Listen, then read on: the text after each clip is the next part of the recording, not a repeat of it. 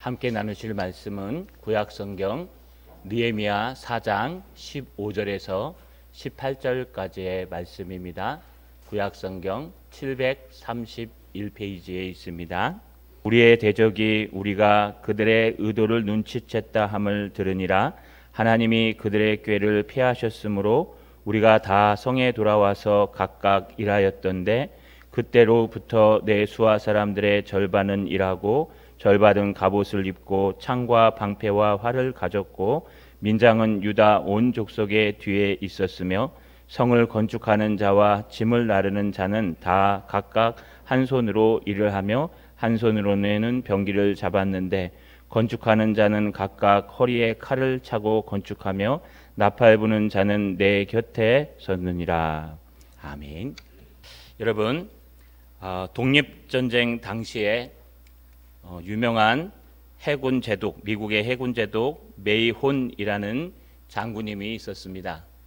이분은 부하 장교들에게 늘 가르치고 훈련할 때에 이런 말을 했다고 합니다. 제군들, 귀관들이 어떤 일을 성취하기 위해 나설 때에는 언제나 최종 목표를 먼저 결정해 놓고 시작하시오. 일단 결정했으면 절대로 그것을 잊지 않도록 하시오 라고 하였다고 합니다.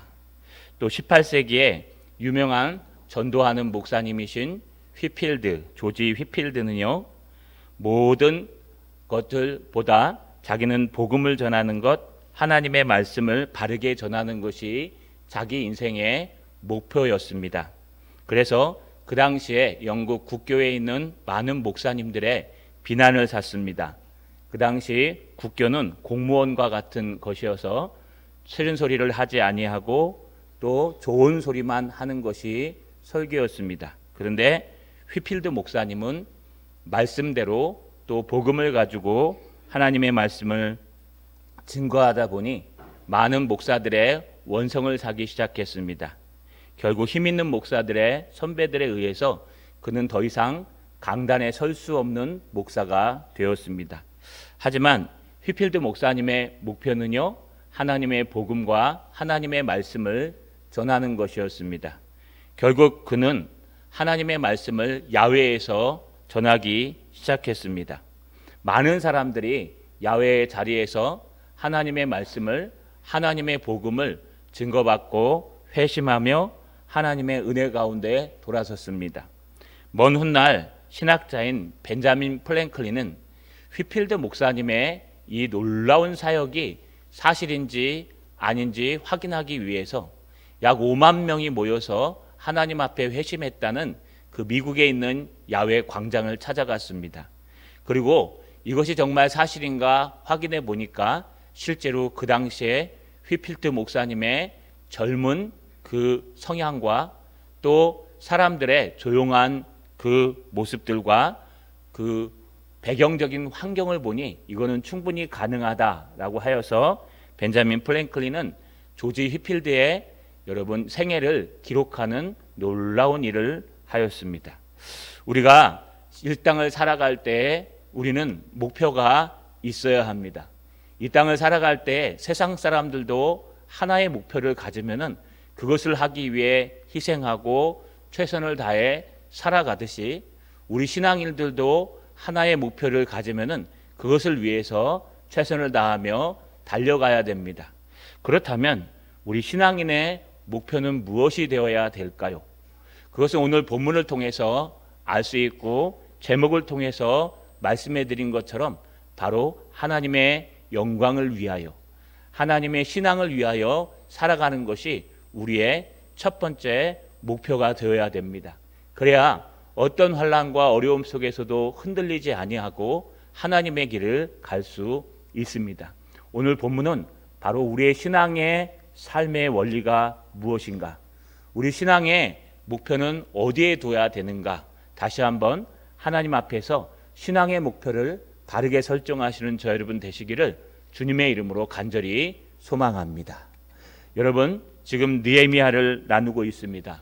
느헤미야의 지도를 받아서 이제 성벽을 재건하는 일을 말씀드리고 있습니다. 성벽을 재건한다는 것은 우리의 신앙의 삶을 재건하는 것과 똑같습니다. 무너진 성벽, 또 불타버린 성문, 헐어버린 성벽의 모든 성벽들을 재건하는 것은 성전을 재건하는 것과 또 다른 의미를 갖습니다. 에스라가 성전을 재건한 것은 우리의 모든 신앙을 회복하고 또 우리의 예배를 회복하는 것이 중심이었다면, 성벽을 재건하는 것은 우리의 삶의 예배, 우리의 삶을 회복하고 신앙의 삶으로 바꾸는 것과 똑같은 것입니다. 그래서 모든 지파별로 나와 유다 족속들이 하나님의 성벽을 느헤미야의 지도 아래 재건하고 있습니다. 그러나 이 삶의 성벽을 재건할 때에는 과거부터 있었던 사마리아 사람들과 많은 사람들이 방해하게 되어 있습니다. 그들은 개인적인 욕심으로 방해하는 거지만 실제로는요, 그 배후에 사단이 역사하고 세속적인 물결들이 역사해서 성전을 방해했듯이 성벽을 방해합니다. 느헤미야가 페르시아로부터 아닥사스다 왕의 조서를 받고 돌아왔을 때 산발랏이라 하는 사마리아 총독은요, 그가 왔다는 걸 듣고 심히 근심했습니다. 또 느헤미야가 야간 자맥을 나오고 난 다음 성도들에게 이제 다시 성벽을 복원하자고 설교할 때 그 소식을 들은 산발랏은요, 여러분, 사람들을 보내서 위협합니다. 네가 무엇 하려고 지금 성벽을 재건하느냐? 너 페르시아에 지금 반항하는 것 아니냐? 협박합니다.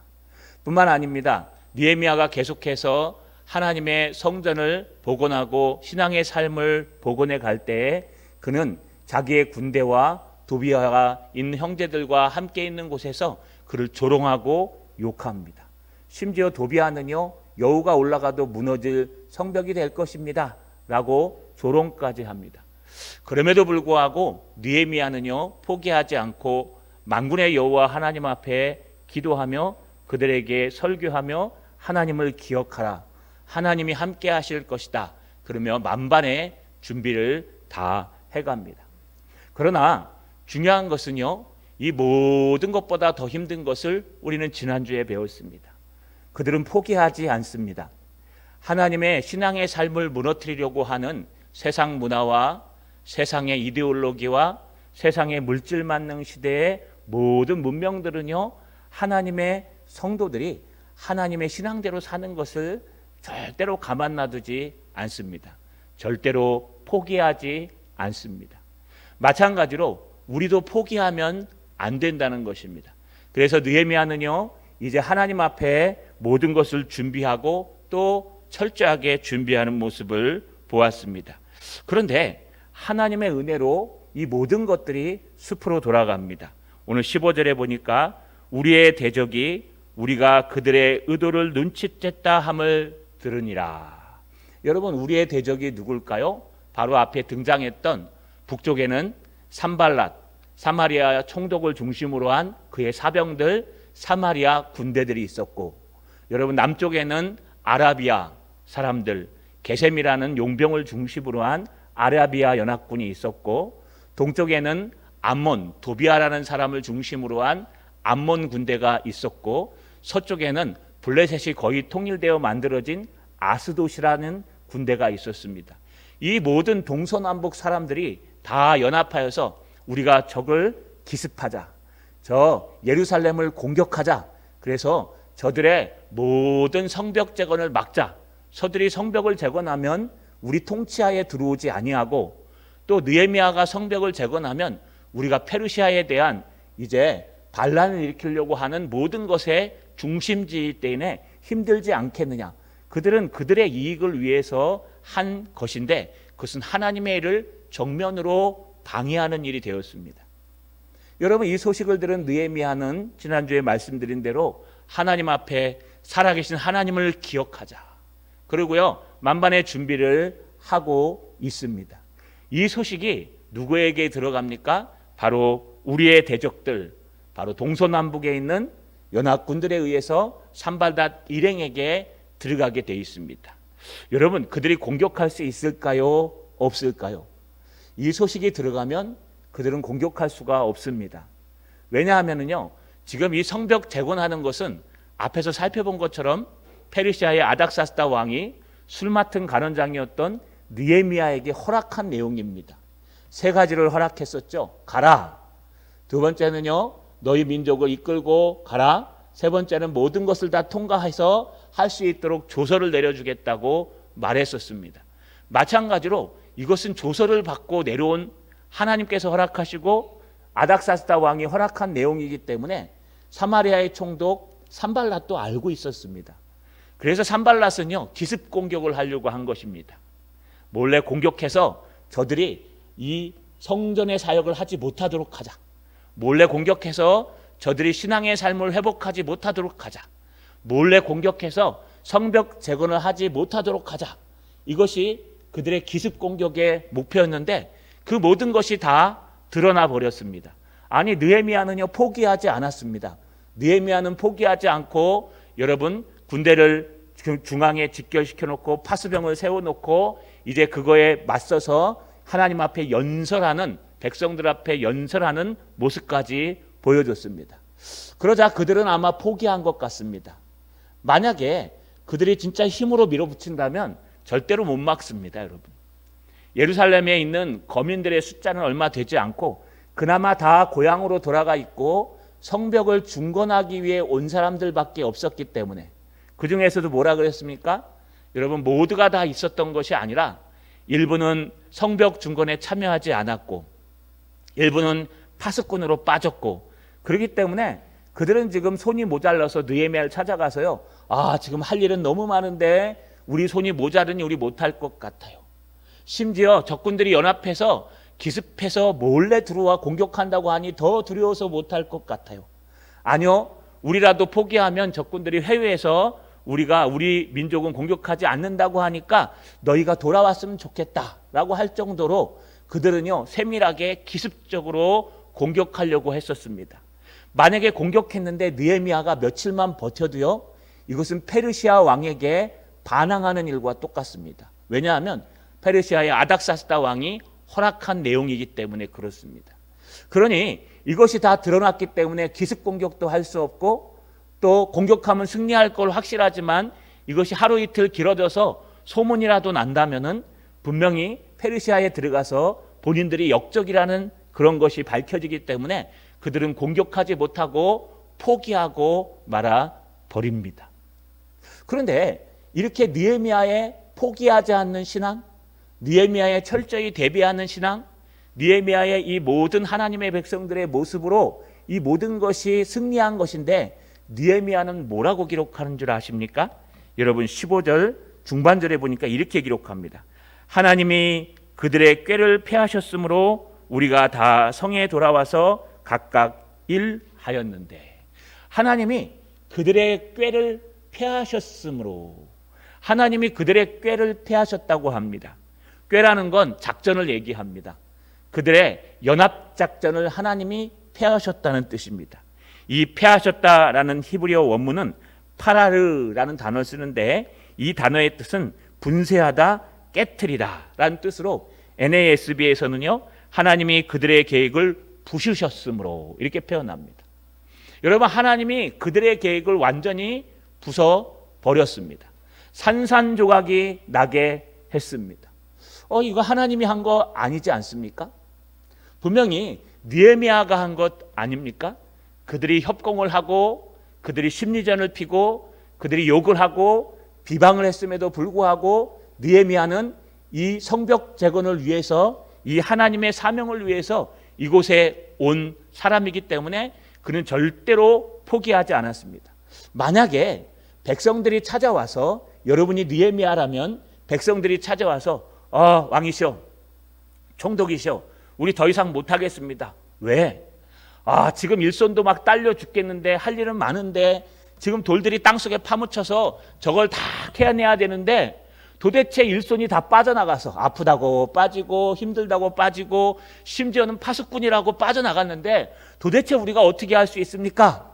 또 사방에서 적들이 둘러싸고 포기하지 않고 적들이 연합전선을 펴서 기습공격을 하고 힘들게 한다는데 이걸 우리가 어떻게 막겠습니까? 아니 심지어 10번이나 각 지파에서 와서 야, 고향으로 돌아와라, 그거 포기하면 적들이 우리 마을을 보호해 준다 그러더라 하는데 어떻게 할 수 있겠습니까? 라고 여러분 사람들이 와서 못하겠다고 얘기하면 여러분이 느헤미야라면 뭐라고 말씀드리겠습니까?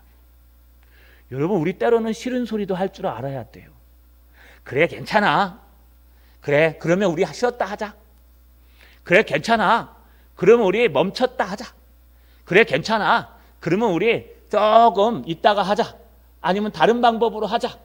여러분 하나님의 뜻이 명확하고 하나님의 방향이 명확한데 그것을 쉬거나 돌려치거나 한다면 어떻게 될까요?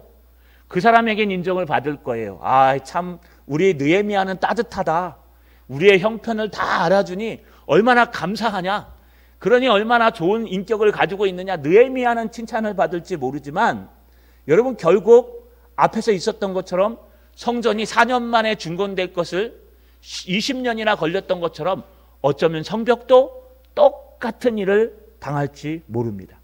하지만 느헤미야는요, 먹고 사는 문제, 모든 문제보다 그에게 첫 번째 문제는 하나님의 영광이요, 하나님의 뜻을 이루는 것입니다. 아까 메이혼이라는 그 제독이 말한 것처럼 우리의 목표와 작전이 명확하면 우리는 그것을 밀어붙여 나가야 됩니다. 사람들이 적을수록 사람들이 힘들다 하여도 그것이 하나님의 뜻이 맞다면 우리는 어떤 절벽과 힘듦이 있어도 달려가야 됩니다. 만약 그렇지 않으면요, 그것은 더 이상 이루어지지 못합니다. 아마 여름의 때에 이루어지지 못할 것입니다. 아마 우리의 때에 이루어지지 못할 것입니다. 왜 그럴까요? 우리는 목표가 명확해야 되기 때문에 그렇습니다. 느헤미야의 목표는 성벽을 재건하는 일이었습니다. 여러분 성벽을 재건하는 일에 있어서 어떤 걸림돌과 어떤 어려움이 있어도 느헤미야는 물러서지 않고 오히려 사람들을 파수꾼을 세워서 경계하게 하고 가운데에 사람들을 뽑아 준비시키고 심지어는요 그들 앞에 연설하면서 너희는 사람을 두려워하지 말아라. 만군의 여호와 하나님을 기억하라. 너희를 붙드시는 하나님을 기억하라. 저들은 이 건축하는 하나님을 방해했기 때문에 저들의 피가 저들의 머리로 돌아갈 것이니라 하면서요 그는 절대로 포기하지 않고 오직 그의 목표는 하나님의 영광을 위하여 하나님의 사명을 위하여 하나님의 말씀대로 살아가는 것이었습니다. 그러다 보니까요 느헤미야를 방해하는 것은 하나님을 방해하는 것이 됩니다. 여러분 하나님 편에 서십시오. 하나님 편에 서 있으면 여러분을 방해하면 하나님을 방해하는 거예요. 하나님 편에 목표를 가지십시오. 하나님의 신앙의 목표를 가지면 그 신앙의 목표를 방해하는 것은 하나님을 방해하는 거예요. 또 우리는 긴장해야 됩니다. 우리 힘으로 무엇인가를 막고 반대하려면은 이것이 과연 하나님의 뜻에 있어서 반대하는 것인지 아니면 우리 욕심이나 개인의 이익을 위해서 반대하는 것인지 돌아보아야 됩니다. 자칫하면 하나님의 영광을 가리는 사람이 될 수도 있다는 겁니다. 여러분 느헤미야는 분명히 자기의 신앙의 고백과 자기의 모든 삶을 통해서 하나님 앞에 영광 돌리는 하나님의 성벽을 재건하는 사역을 했는데 여러분 그로 말미암아 분명히 여러분 산발락과 그 동서남북의 군대들이 다 포기하고 공격하지 못하게 되었는데 그것을 느헤미야는 뭐라고 기록합니까? 하나님이 그들의 꾀를 부수어 버리셨으므로 라고 기록합니다. 하나님이 하셨다는 겁니다. 하나님이 그들의 꾀를 부수어 버리셔서 그들이 더 이상 느헤미야를 공격하지 못하도록 일단 기습 공격하는 것을 막을 수 있도록 하나님이 함께 하시고 그로 말미암아 어떤 일을 합니까? 우리가 다 성전에 돌아와서 성리에 돌아와서 각각 일을 하였다고 기록하고 있습니다. 자 여러분 우리의 인생의 목표가 무엇입니까? 여러분은 돈 버는 것이 목표이십니까? 이 땅에서 큰 집에 사는 것이 목표이십니까? 아니요. 사십시오. 저는 분명히 하나님께서 하나님의 뜻대로 사는 사람들에게 부모를 공경하는 자들에게 또 하나님의 말씀대로 사는 자들에게 들어와도 복을 받고 나가도 복을 받고 앉아도 복을 받고 일어서도 복을 받고 너희 떡 광주 귀리에 복을 받고 여러분 수많은 복을 주신다고 약속하셨습니다. 그래서 여러분 그런 축복들을 받으십시오. 그러나 그 축복 이전에 우리가 복을 받을 만한 사람이 되어야 됩니다. 그것은 무엇입니까? 우리의 목표가 이 땅에 있는 것이 아니라 우리의 목표가 하나님의 영광을 위하여 하나님의 신앙을 위하여 하나님의 신앙의 목표가 우리의 목표가 되면요 여러분들이 무엇을 하든지 간에 여러분은 하나님이 함께 하시는 사람이 될 것이요, 여러분을 막는 사람들을 여러분이 하나님께서 그 꾀를 패하게 하실 것이요, 그들이 한 길로 왔다 7길로 도망가는 놀라운 역사가 일어난다는 것입니다. 저 여러분, 하나님은 살아계십니다. 시편 기자는요 이렇게 말합니다. 시편 33편 10절 11절에 여호와께서 나라들의 계획을 폐하시며 민족들의 사상을 무효하게 하시도다. 여호와의 계획은 영원히 서고 그의 생각은 대대로 이르리로다. 하나님은요 한 나라의 모든 계획들을 한순간에 다 회파시킬 수 있습니다. 하나님은요 한 나라의 모든 역사들을 다 회파시킬 수 있습니다.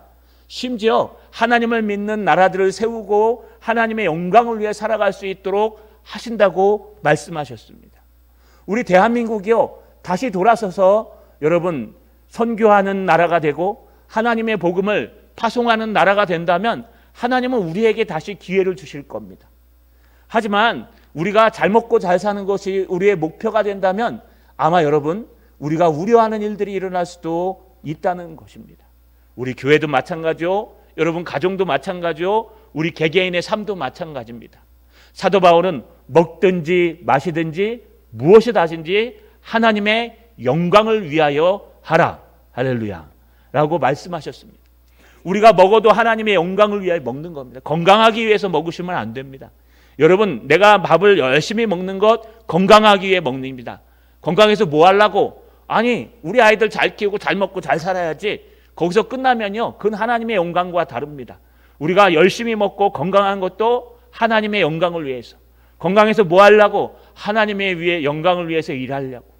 우리가 이 땅에서 명예를 얻는 것, 권력을 얻는 것도 하나님의 영광을 위해서 얻어야 됩니다. 좋은 의사가 되는 것도 하나님의 영광을 위해서 돼야 됩니다. 네가 뭐 하려고? 저는 하나님의 의사가 되렵니다. 의사 돼서 뭐 하려고? 하나님의 영광을 위해서 바른 의사, 이 땅에서 가난한 자들을 치료하는 의사, 그런 의사가 되길 소망합니다. 하나님 그 사람 의사 안 만들어 주겠습니까? 여러분, 우리가 먹든지 마시든지 무엇을 하든지 하나님의 영광을 위해서, 우리 신앙의 목표가 되어서 하면요 흔들리지 않는다는 거예요. 어떤 상황에서 어떤 환경에 있어서 흔들리지 않는다는 거예요. 코로나가 아니라 그 흑사병이 다시 일어난다 하더라도 우리 하나님의 교회, 하나님의 성도들은 흔들리지가 않습니다. 저 여러분, 흔들리지 않는 신앙을 갖는 저 여러분 되시기를, 신앙이 진정한 목표가 되시기를, 하나님의 영광 돌리는 것이 우리의 첫 번째 목표가 되시는 저 여러분 되시기를 주님의 이름으로 간절히 소망합니다. 뿐만 아닙니다. 이런 모든 목표에는요 실행이 따라갑니다. 느헤미야는 오늘 이런 계획을 계획합니다. 16절에 보니까 그때로부터 내 수하 사람들의 절반은 일하고 절반은 갑옷을 입고 창과 방패와 활을 가졌고 민장은 유다 온 족속의 뒤에 있었으며.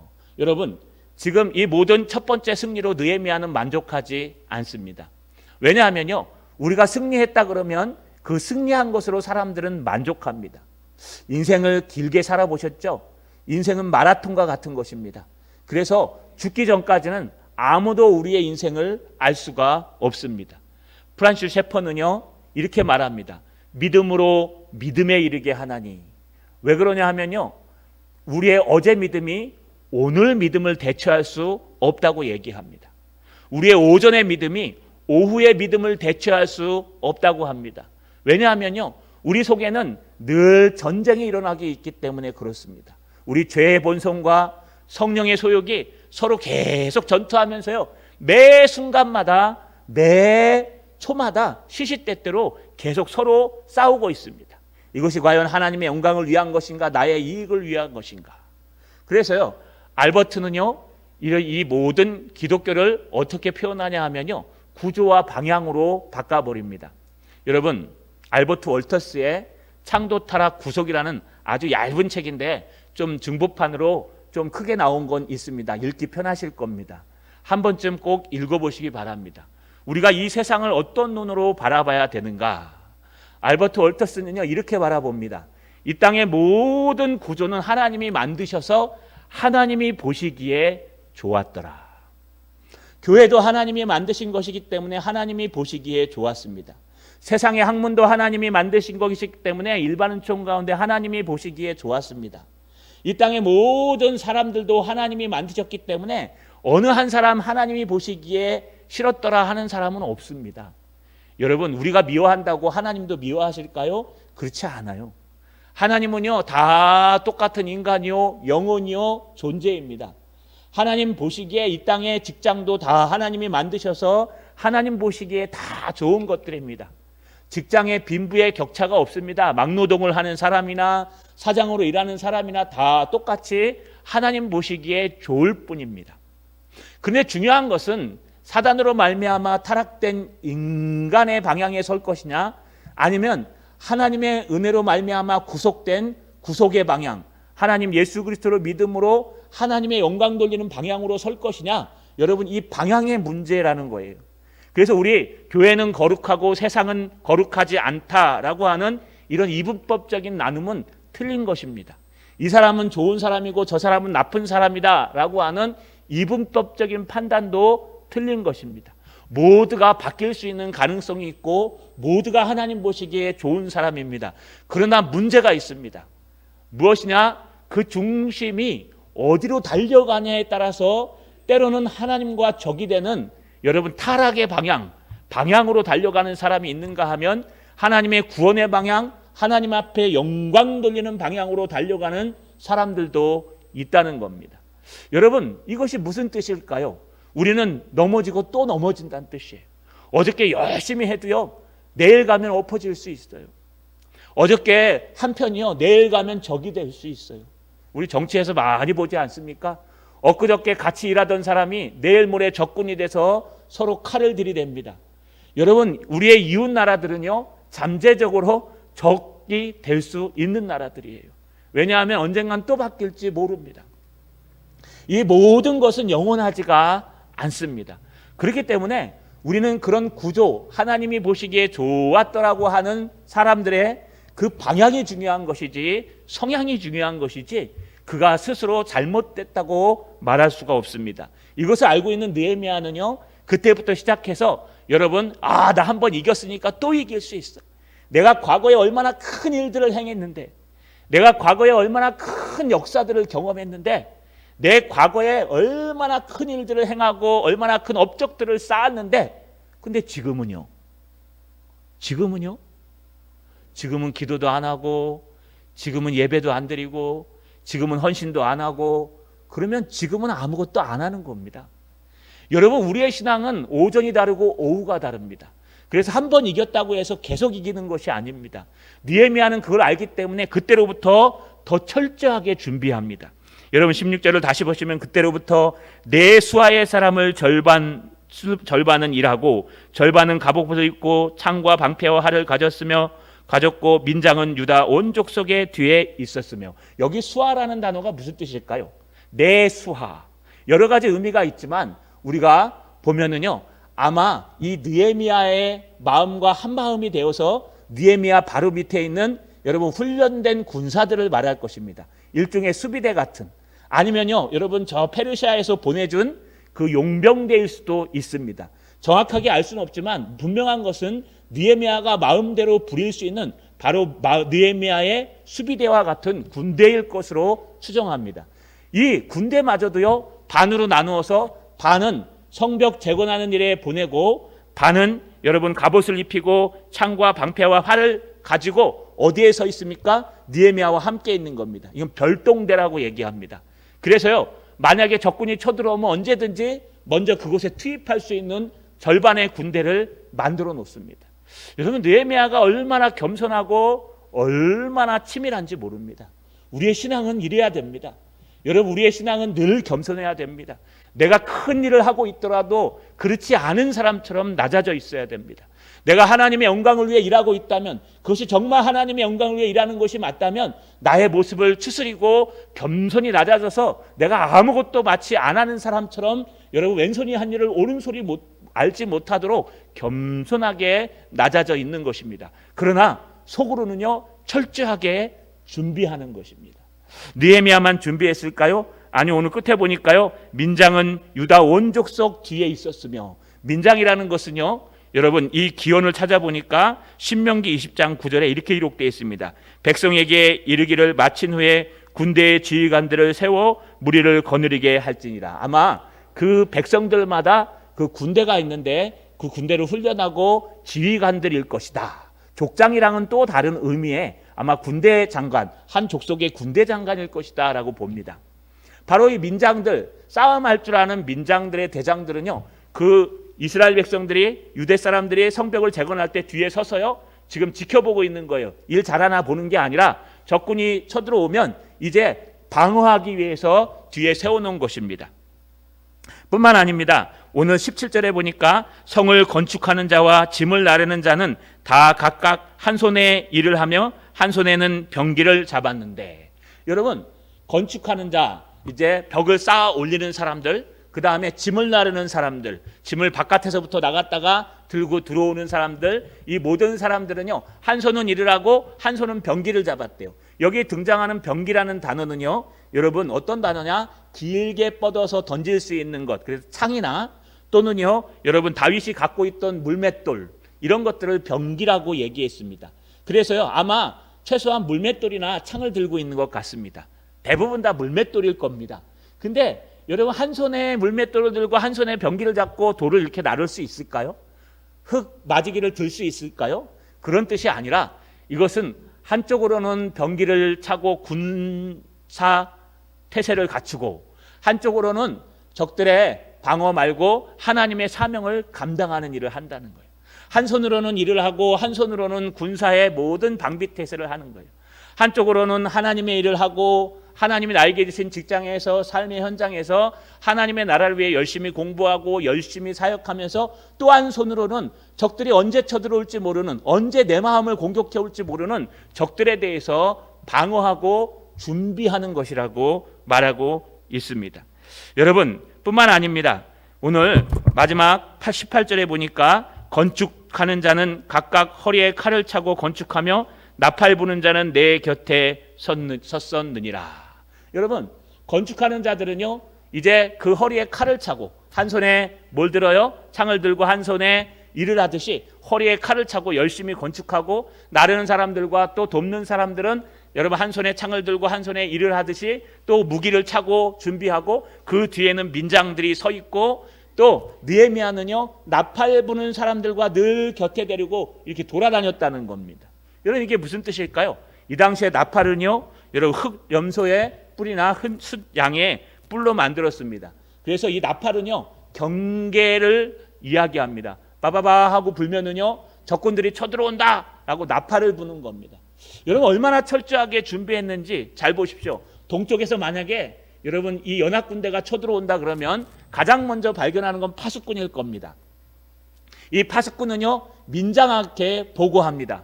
그럼 민장은 싸움에 나갈 수 있는 그 족속의 군대 장관이기 때문에 지금 일하고 있는 사람들을 부대별로 딱 모읍니다. 그래서 1차적으로 이 부대가 막습니다.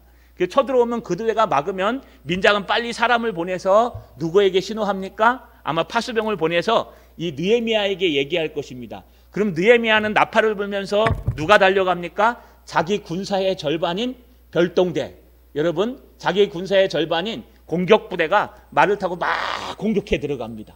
그래서 그들을 돕습니다. 거기서 끝납니까? 그렇지 않습니다. 나머지 절반도 돌아와 수비대를 이루고 각 성에서 모든 사람들이 이제 민장을 중심으로 싸움하기 위해서 준비한다는 거예요. 이렇게 느헤미야는요 철저하게 신앙으로 영적 전쟁을 준비합니다. 우리가 요한계시록을 나누면서 6배째 인을 뗐을 때 사방에서, 땅 사방 끝에서 천사들이 부는 바람을 막고 있을 때 인치는 하나님의 백성들의 인을 치는 사람 천사들이 올라와서 아직 시간이 안 됐으니까 더 막아달라고 얘기합니다. 왜냐하면 아직도 하나님의 백성, 부르심 받을 백성들이 많다고요. 그때 그 바람을 뭐라고 표현했습니까? 이상훈 교수님은 이렇게 표현합니다. 첫 번째, 세속적인 바람, 하나님의 신앙을 맡는 세속적인 문화들. 두 번째, 물질 만능주의의 바람, 돈이면 다 되고 돈 버는 것이 가장 첫 번째인 사람들. 세 번째는 이데올로기의 바람, 정치에 편향돼서요 진보냐 보수냐 이걸 가지고 하나님의 교회에 들어와서 하나님의 신앙보다도 그게 우선이 되는 그런 모습들, 이런 바람들을 막아달라. 왜냐하면 그런 것들이 복음을 방해하기 때문에 그런 복음을 방해하는 것과 싸워서 승리할 수 있도록, 그래서 살아계신 하나님의 인이 그 이마에 처지는 수 있도록 그것을 막아달라고 얘기합니다. 여러분, 오늘날 우리는 영적 전투 속에 살아갑니다. 두 가지 싸움을 하고 있습니다. 우리 마음속에서는요, 하나님이 거룩하게 창조하시고 하나님이 내가 보니 심히 좋았더라고 말씀하신 우리 인간의 이 모습을 가지고 이 마음속에 하나님의 성령이 자리 잡고 있는데, 그 성령의 인도하심을 따라 말씀대로 구속의 방향으로 달려가야 되는데, 여러분, 또 한쪽에는 죄의 본성이 있습니다. 타락한 본성이 여전히 남아있어서 나의 영광을 위해, 나의 계획을 위해, 나의 욕심을 위해, 내 뜻을 이루기 위해서 무엇인가를 하고 무엇인가를 헌신하는 모습들이 있다는 거예요. 여러분, 이쪽 방향이 어느 방향이냐에 따라서 영적 전투를 매 순간 하고 있습니다. 매 순간 이것을 하나님께 보일 것인가, 사람에게 보일 것인가, 이것을 하나님께 보여서 하나님께 은혜를 받을 것인가, 사람에게 보여서 인기를 얻을 것인가. 여러분, 매 순간 이 싸움을 우리 속에서 하고 있다는 거예요. 우리 바깥에서는 어떤 싸움을 하고 있을까요? 여러분, 이 바깥에서는요, 어떻게 먹고 살 것인가, 이 세속적인 세계관 속에 들어와서요, 이 세상 사람들도 저렇게 사는데 우리도 같이 살아야 되지 않겠느냐. 또 여러분, 물질 만능주의가 들어와서요, 우리 노후 대책도 철저히 해야 되고 얼마든지 먹고 살 만한 재산도 모아놓고 물질이 최고니까 물질을 가져야 되지 않겠느냐 하면서 온통 물질에 마음이 빼어 있고, 세 번째는요, 여러분, 이데올로기에 빠져서 정치 성향과 모든 것들 따라 교회들이 움직이고 지금 흔들리고 있다는 거예요. 이런 싸움에서 우리는 오직 예수 그리스도, 오직 하나님의 영광을 위하여, 오직 우리의 방향은 한 목표, 하나님의 영광을 위하여 달려가야 되고 영적 싸움을 늘 준비해야 된다는 것입니다. 할렐루야. 말씀을 마치겠습니다. 앞에서 말씀드린 메이올 장군님의 이야기, 또 조지 히필드 목사님의 모습을 다시 한번 떠올려 보십시오. 너희가 무엇인가 전투에 나갈 때, 영적 전쟁을 할 때에는 무엇인가 목표와 방향을 명확하게 설정하라. 사람이 아니라 목표와 방향은 명확해야 하는데, 그 목표가 무엇이냐? 바로 하나님의 말씀이요, 하나님께 영광 돌리는 것이라는 것. 그것을 위해 오늘도 철저히 느헤미야처럼 한 번 이겼다고 자만하는 것이 아니라 계속 매 순간 준비하는 저 여러분 되시기를 주님의 이름으로 축원합니다.